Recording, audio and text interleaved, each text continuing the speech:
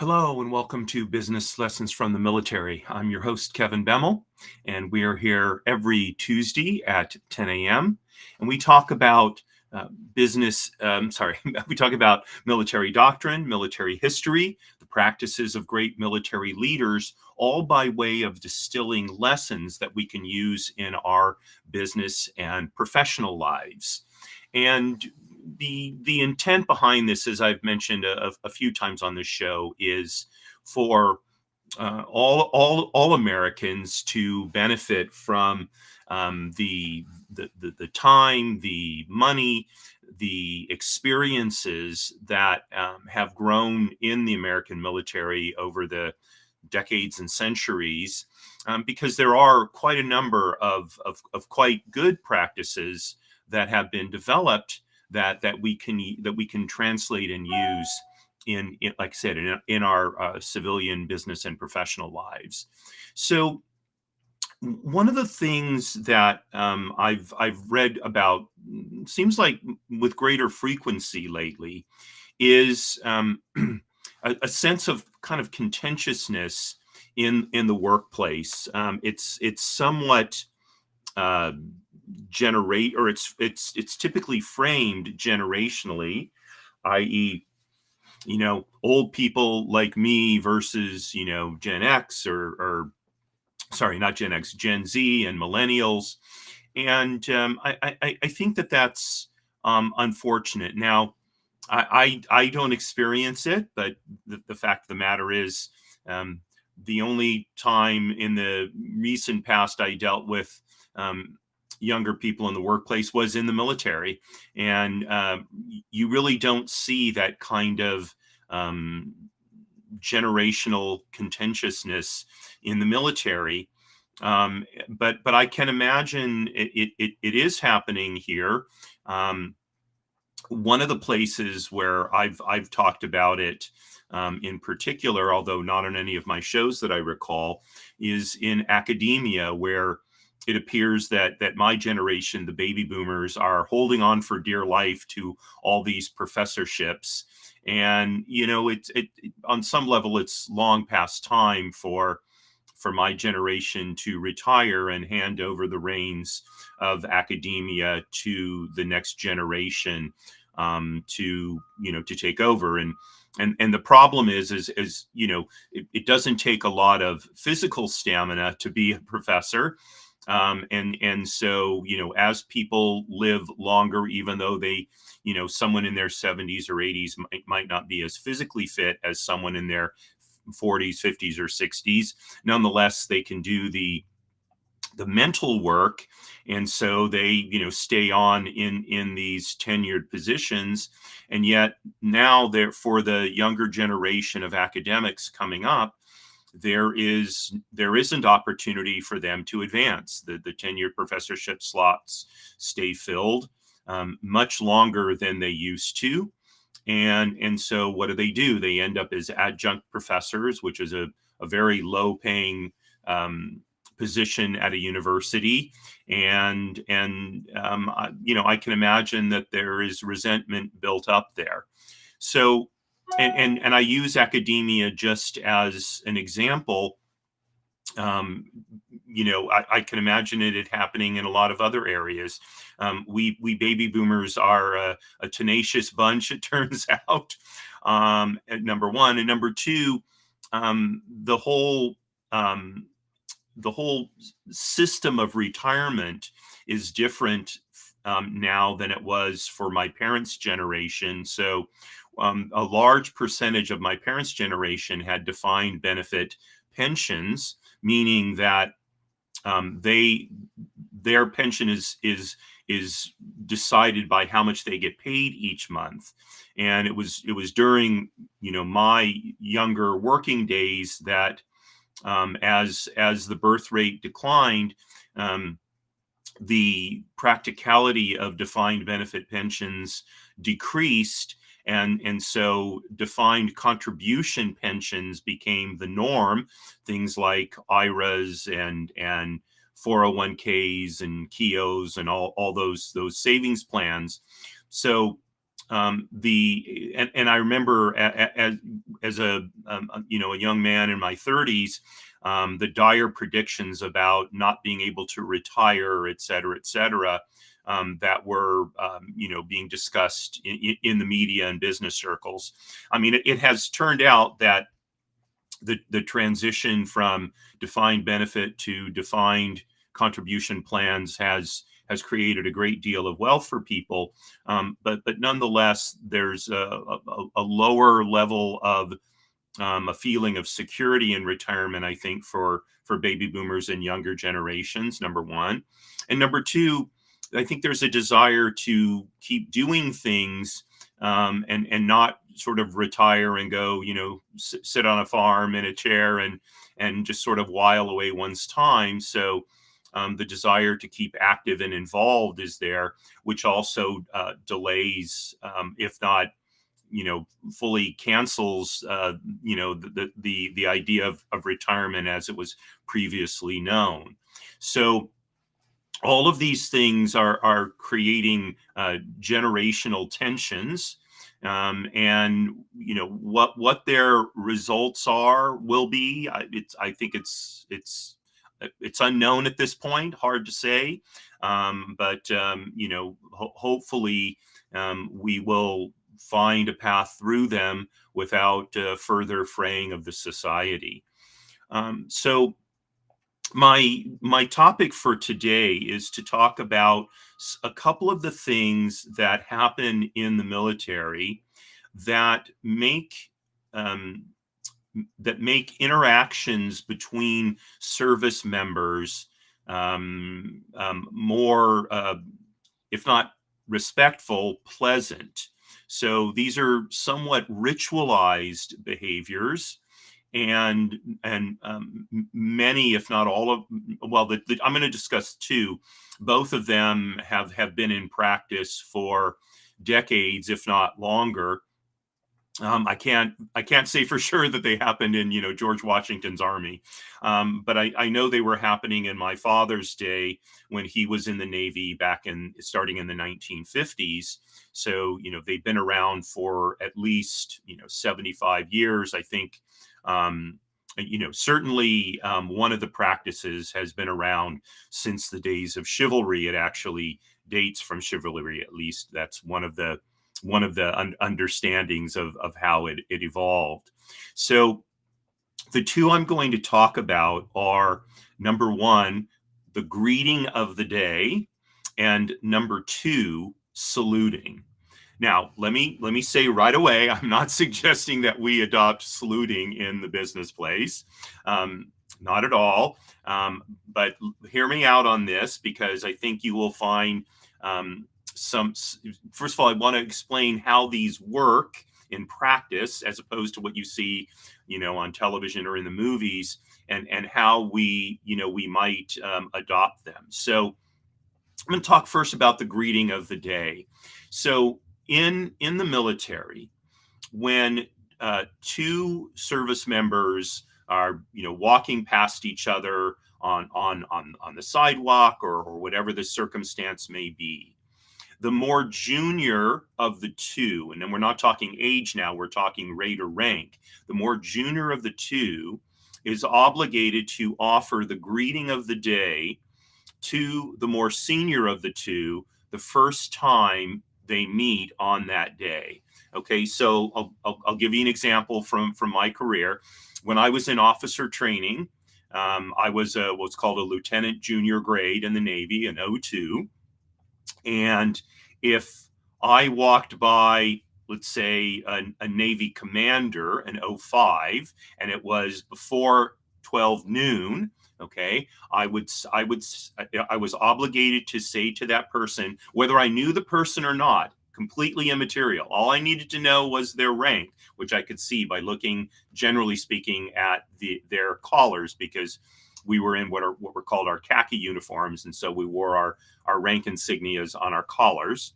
Okay, and so if as I saw that commander approaching, I would say to that person, "Good morning, sir," or "Good morning, ma'am."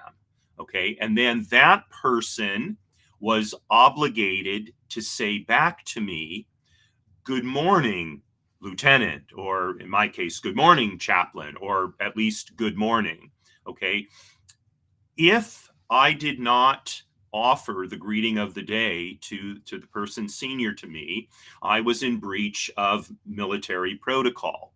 Now, was I, going to get punished? Probably not. Okay. And in many, most officers would probably ignore it, frankly.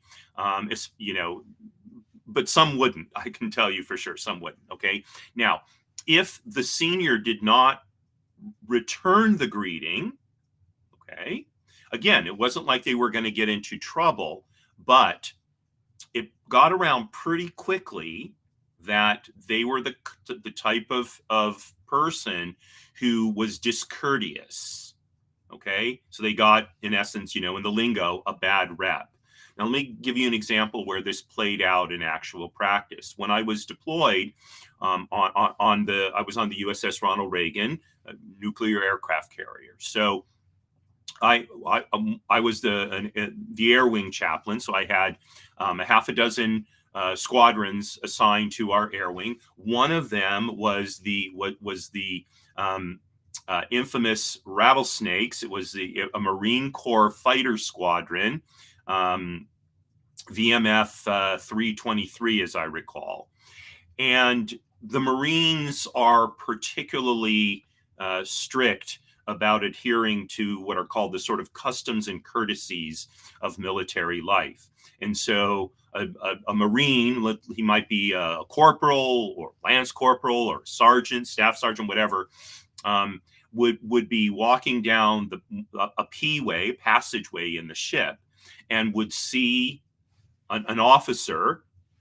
Could have been a lieutenant, could have been a lieutenant commander, whatever it was, and he would offer that officer a greeting of the day. Now, generally speaking, so well, I'll talk about this some other time. Anyway, generally speaking, the officers in the air wing knew the air wing personnel, and we would never decline to respond to one of our, fellow Airedales, as they called us, in giving the greeting of the day. So if a Lance Corporal walked by me and said, "Good morning, Chaplain," I'd say, "Good morning, Lance Corporal," or "How you doing, Lance Corporal," or something like that, making sure that I acknowledged his greeting. That was de rigueur in the air wing. The problem arose in that what we in the air wing somewhat derisively called the shoes.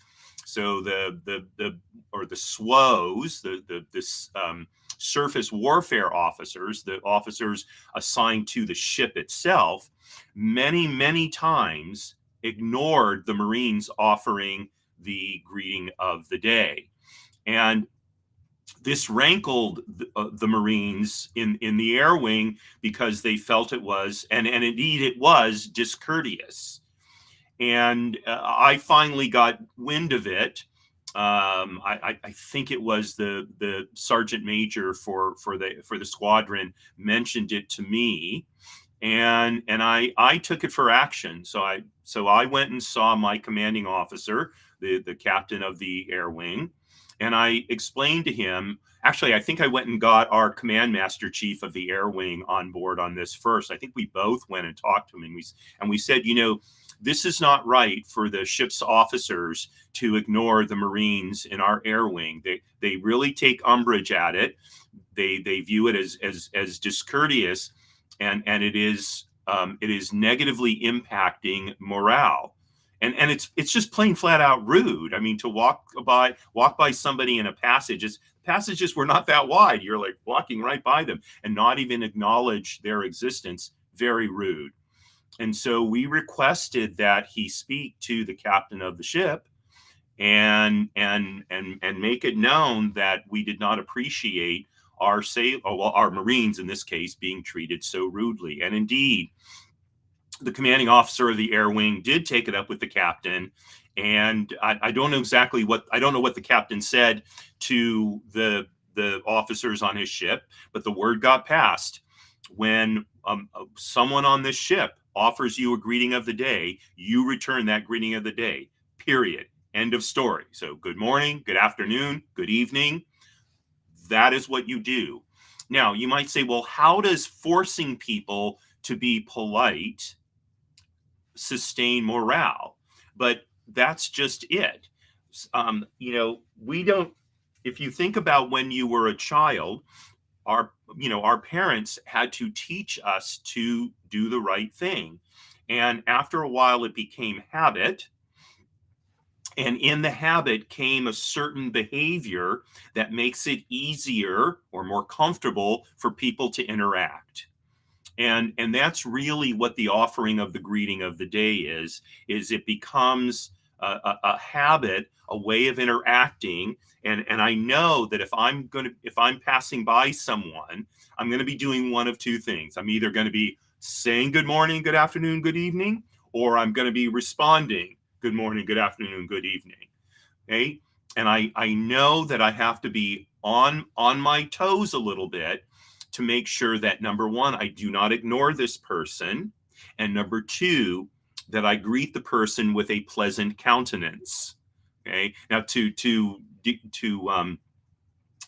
go off topic just a little bit, in Judaism, there's this idea that we should always greet another person with a pleasant countenance, right? We don't want to, we're not supposed to do that. So you could say that this military practice comes all the way from, biblical practice.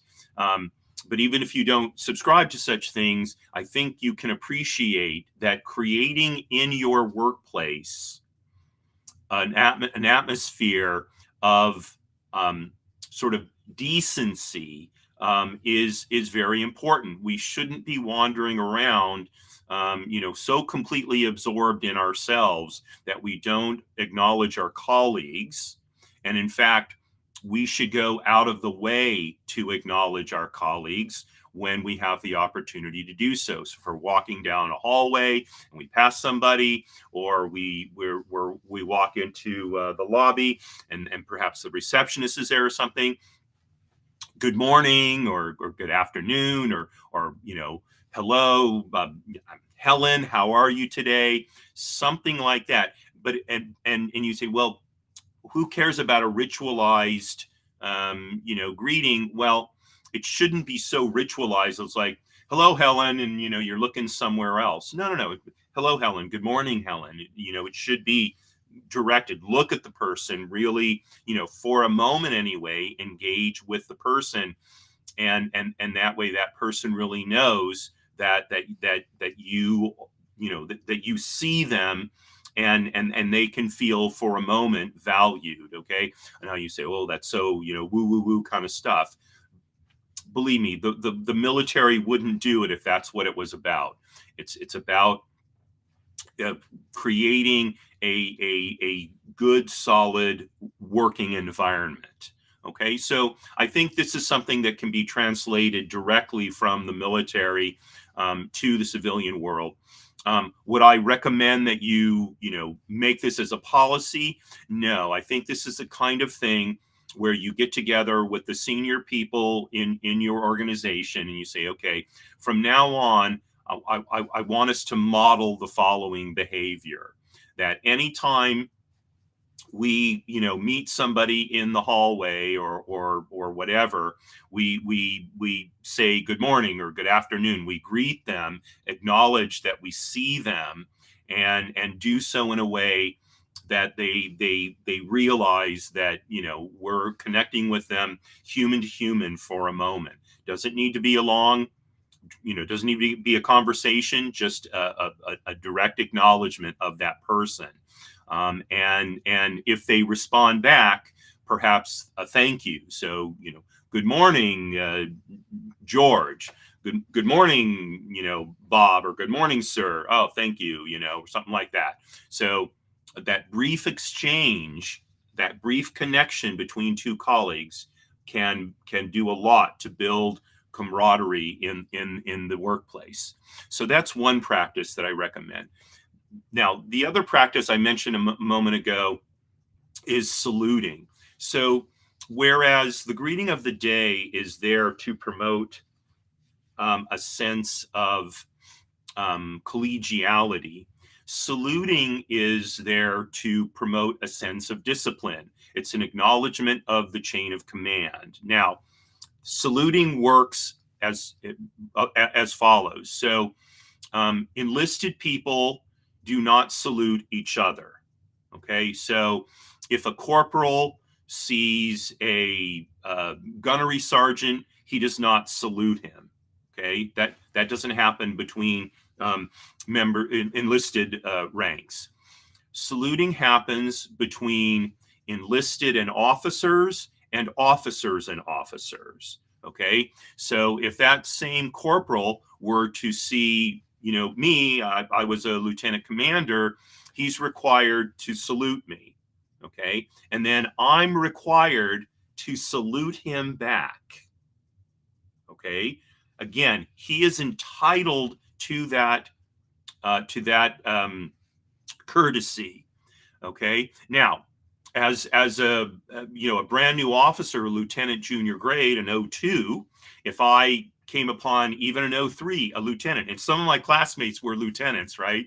I always used to get a kick out of having one of my classmates come by who was senior to me in rank, and I'd have to salute them, and then they'd have to salute me back, right?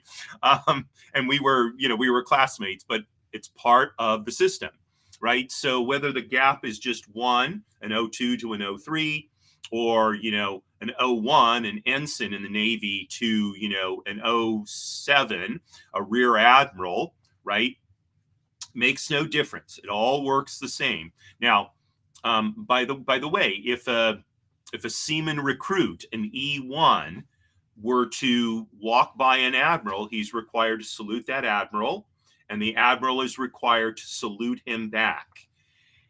If that admiral does not return the salute of that E1, especially if his senior enlisted advisor were to see it, he's going to get pulled aside. And that senior enlisted advisor is going to say, "Sir, with all due respect, maybe you didn't see him, but that E1 saluted you, and he was entitled to a return salute. And it's not showing the Navy in good light that you did not salute him back." And you think he's going to rebuke an admiral? Hopefully he will. Now, if he doesn't, it shows you what kind of person that admiral is, that his senior enlisted advisor is not comfortable enough with him to point out when there's been a significant breach of Navy etiquette or military etiquette. Okay, so we have this idea that there's this kind of criticism would never happen. Admirals are sacrosanct. No, not at all. Not at all. And in a previous episode, I think I related a situation where I essentially rebuked an admiral, much to his chagrin, but to the delight of nearly everybody else on the ship. So, this does happen. And by the way, there was no negative impact on my career. I think in his heart of hearts, this admiral knew he was being a jerk, and he needed to hear what I had to say to him. Now, when it comes to saluting, it's not just the junior saluting the senior and then the senior returning the salute. So tell you just a short story about something that happened to me in the Navy that illustrates this point. So I was as an Air Wing chaplain. One of the coolest parts of that was if I wanted to, I could launch off an aircraft carrier in a fighter jet, right? Something I'd wanted to do since high school, when this guy had come to my high school, San Marcos High School in Santa Barbara, and talked about all these cool things he got to do over the years. And one of them was to fly off an aircraft carrier, right? And so when I got assigned to the Air Wing, I was talking to my CO, my commanding officer, one day, and I said, "Hey, sir, do you think it would be possible for me to take a ride in a fighter jet off a carrier. He said, "Oh yeah, for sure, Chaplain, we can arrange that." So you have to take this training thing that you do and whatever. And so then when we were deployed, the day came when it was my turn to fly off the aircraft carrier, and it's really impossible to describe launching off a carrier, because you're flung off that carrier on a catapult so fast that once you leave the catapult, it actually feels like you're stopping. It's kind of a weird sensation, but indeed, it's just that you slow down, and you go off the carrier. You kind of dip as the engines kick in, and then off you go. And so there we were, launched into the wild blue yonder, as the Air Force says. I was in a two-seater, of course. I was not the pilot of the jet, and we were doing what's called a tanker hop, meaning that we had extra fuel tanks on our jet, so that if any of the other planes that were up flying needed some additional fuel, they would come and get additional fuel from us. And so we had to be the last plane to land, to make sure that everybody else was down safely and didn't need gas, in order to be able to recover on the carrier. So we're up there at about 15,000 feet, just doing kind of lazy circles, while the other planes are off doing, whatever their exercise was. And I hear the radio crackle. The call sign of the pilot was Job. Okay, and then the radio calls it, Job. Yeah, would you take a look? We got a boat about 500 yards ahead of us, and he's not answering to our calls, and we don't want to run him down. We want to know what's up, right? So Job radios back to me. Hang on, Chaplain. And we did an inverted dive from 15,000 feet to 1,000 feet. And I got ravingly sick.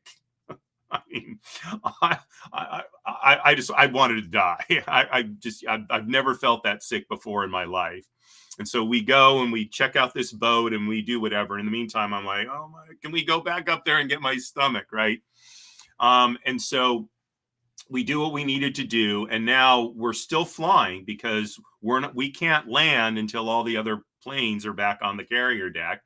And so we just continue. We go back up, and we're making, like I say, these kind of lazy circles. And all I want to do is get out of there. And we're up there for another 30 minutes until we see the planes lining up to recover. So we get into what's called the pattern, right? We're the last in the pattern. And as we're coming up to it being our turn to recover, I hear my pilot say, "We're missing someone. We're going to have to go around again." I'm like, no. I'm thinking to myself, no, please, right? And so, but we go around again. We had to do that 2 more times before the final jet landed, and it was our turn. So now we're finally, it's our turn to land, and we're lining up to land, on the back of, going over the back of the carrier. Now, my CO had told me that when you land on a carrier, you have to line up high to the point where it looks like you're going to overfly the deck and end up in the water. And the reason is because as the air goes off the back of the carrier, it creates a downdraft that pulls the aircraft down just as it hits that pocket, and it hits the deck. If you lined up at what looked like the right height to land on the deck, that air pocket would pull you down and you'll hit the back of the ship, which of course is a really bad day. So as we're lining up to land, I'm looking at this and I'm thinking to myself, I'm sick, I'm ravingly sick, and I'm going to end up in the water, right? Right, because I'd completely forgotten what my CO had told me, right? So I'm just watching this, and I'm like praying we don't end up in the water. And of course, my pilot was very experienced. It's like, bang, caught the first arresting wire, and the jet comes to a stop, and the tail hook unhooks, and it races back up, and the plane pulls off to the side. No problem, great landing. Right? And he, the canopy goes up, he gets out of the jet. And now it's my turn again, and I'm so sick. I crawled down the ladder like head first, and I'm kneeling on the deck on my hands and knees. I can't even. I'm so sick I can't even stand up. And and I've talked about these before. Every jet has a plane captain. It's a junior sailor. Typically, it's the first job that a sailor will get when they report to a squadron. 18, 19 years old, E3 usually, and they are in charge of that plane and everything that happens with it. And so I'm on the deck trying to figure out what I'm going to do, and the plane captain comes up to me, just this tiny little young woman who's in charge of the plane, and she salutes. And I can feel her standing next to me, and I look up at her and I'm like, do I really have to return the salute? And she says to me, oh, yes, sir, you do. So I drag myself standing.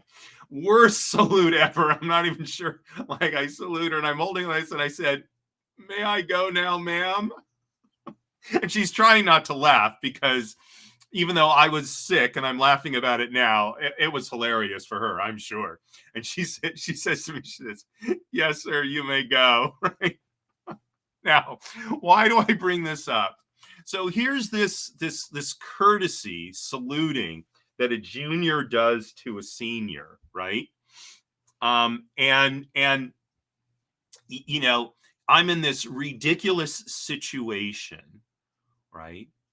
And she basically had the authority to make me return her salute. Okay, not literally, right? Nothing would have happened to me if I didn't, except that it would have gotten all over the ship that, you know, Chaplain Bemmel was so sick he couldn't return my salute, because there's no way she wasn't going to tell everybody what happened. You know, as it was, even though I got ravingly sick, nobody teased me about it. Well, one person teased me about it, but he was kind of a jerk anyway. But none of the sailors teased me about it, because I got up there and I returned her salute, and I think, you know, and I asked her for permission to go, and that was so funny, right? That everybody was like, okay, so like he's a cool guy, you know, we're gonna cut him some slack. So this is the kind of camaraderie, the kind of morale that can come from what otherwise seems like a very stale, you know, ritualized, you know, action that's done in the military. So how do we, you know, use that within, you know, the civilian workplace? Again, obviously we're not going to, you know, salute people in the work, but although I will tell you that when I'm out walking, and I see somebody, I'll kind of like give them a little bit of a salute. Sometimes people like it. It's a nice acknowledgement. And you know, I think we could do something like that, especially, you know, if you're wearing a ball. I wear a ball cap when I go out walking, and people like that. You know, it's a little bit of a military gesture, kind of, you know, alternated, or not alternated, kind of changed a little bit, you know, for civilian life, but something like that, something that acknowledges, you know, I don't know if you remember the movie The Sting, but they had this thing where they kind of fingered their nose and then he would finger it back, and it was an acknowledgement between the two characters, Paul Newman and Robert Redford, that, you know, they were acknowledging each other. So, you know, there are things like that. The handshake is I think, you know, probably about as close as we come to a salute in professional life. And it's one of the reasons why I still think handshaking is a great thing to do, more so than fist bumping. I'm not a big fist bumping guy, frankly. I like a little bit of the formality of a handshake, an actual handshake, not the, you know, thing where you grab the thumb or whatever like they did in the 70s. But like I used to say to people, you know, shake my hand like your father did, you know. But you know, something like that, some little ritual that can be exchanged that is of a little bit of a formal nature again. And the reason I like the handshake, by the way, is it's actual skin to skin contact. And that's a different kind of thing in a world where we're so separated, so sterilized from each other. I think it's a good idea to have a little human contact. Okay, not a big fan of hugging in the workplace, frankly, but a handshake I think is the right amount. So think about building these two rituals, if you want to call them, these two actions into your workplace in order to build morale, camaraderie, a greater sense of cohesion. I can assure you they work. You know, yes, there are some junior service members who resent having to salute, but typically, really, if there's resentment in it, it's usually aimed at a particular officer who is either lackadaisical about returning the salute or doesn't return the salute, and so that's on that officer who's not giving back the courtesy he's receiving. Okay, and so that's why the culture of mutuality is so important. And that's really the crux of it, is creating that culture of mutuality, that acknowledgement of another person, a colleague, a fellow human being in the workplace. Okay, so that's the show for today. And let's see, tomorrow at 10 a.m. is my show, People Making Money. And our topic is uncover valuable unknown skills. So if you are looking to increase your professional success, I invite you to check out tomorrow's show. We're going to talk for an hour on how you can really dig up skills that maybe you didn't realize you had, and how you can use those then to advance your professional or business prospects. Okay, and then next week at 10 a.m. on Monday, all of these are Pacific time, of course, is my show, Trusts and Estates Weekly. And then a week from today is the next edition of Business Lessons from the Military. So I thank you very much for joining me today. By the way, if you're not a subscriber, please consider clicking that subscribe button, and that way you'll know every time there's a new episode of one of the Way to Wow shows available. So again, thanks. Have a wonderful rest of the day, and signing off. Marie, you're my belle. All the best, folks.